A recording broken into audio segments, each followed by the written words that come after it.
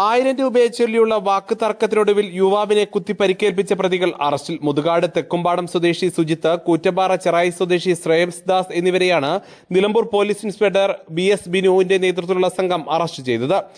വല്ലപ്പുഴ സ്വദേശി കൈപ്പഞ്ചേരി അനു ഫർസീനാണ് പരിക്കേറ്റത്.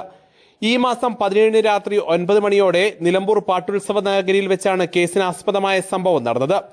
കുടുംബസമേതം പാട്ടുത്സവം കാണാൻ എത്തിയതായിരുന്നു പരാതിക്കാരൻ. 2 ദിവസം മുൻപ് സുജിത്ത് പരാതിക്കാരന്റെ സുഹൃത്തിന് കൊടുക്കാനുള്ള 1000 രൂപയെ ചൊല്ലി സുജിത്തും പരാതിക്കാരനും തമ്മിൽ വാക്കുതർക്കമുണ്ടായിരുന്നു.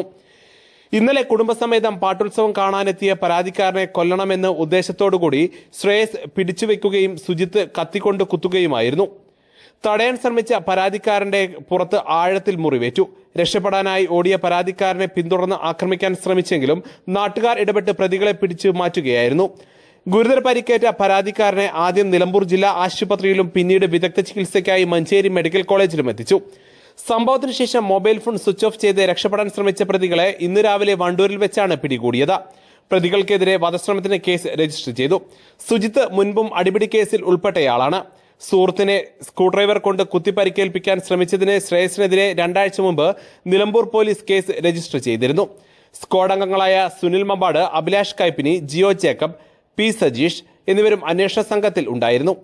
News now, Nilambur.